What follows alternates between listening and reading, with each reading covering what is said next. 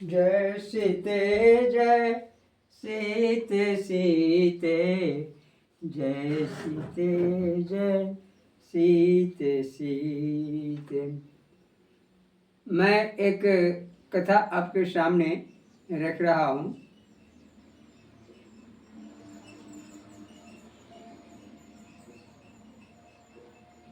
संत बनना सहज नहीं शीर्षक से आपके सामने एक कथा सुना रहा हूँ।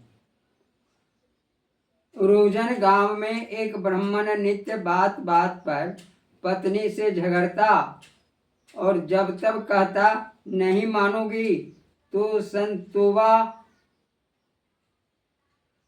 पधार के पास चला जाऊंगा, फिर खूब दुर्दशा भोगेगी। पत्नी पति की इस धमकी से परेशान हो गई थी। एक दिन संतोबा जी उनके घर भिक्षार्थ लेने के लिए आए। ब्राह्मण पत्नी ने अपनी राम कहानी उन्हें सुनाकर दया के लिए प्रार्थना की।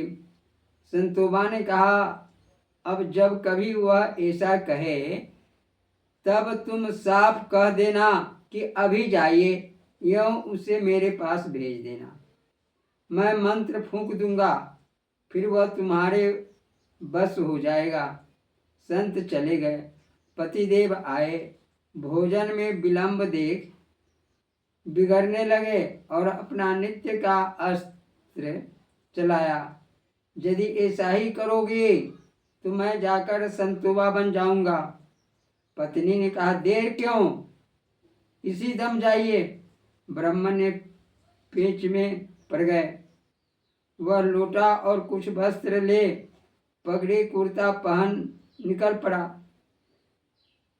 संतोषी जी के पास जाकर उसने अपने को पूर्ण वैराग्य को जाने की बात कही और उनसे शिष्य बना लेने की प्रार्थना की।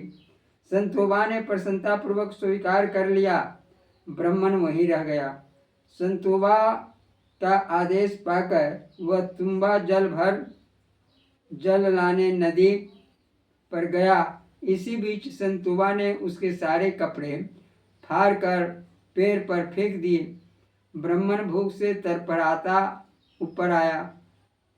संतोबा ने उसे लंगोटी लगवाई। संतोबा दंपति कंदमूल खाने लगे। ब्राह्मण को भी वही दिया गया। खाते हुए उसने कहा, तीता लग रहा है, कुछ मीठी चीज दीजिए। संतोबा ने पास के पेड़ से करवा नींब तोड़कर दिया।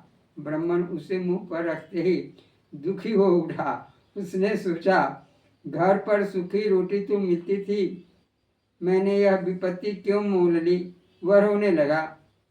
संतोबा ने कहा, जब वैराग्य का यह पहला पाठ ही पढ़ने में तुम रोने लगे तब फिर संसार में रहकर उदास क्यों रहते हो। बार बार संतोबा बनने का डर दिखाकर पत्नी को क्यों छलते हो। क्या संत बनना सहज है।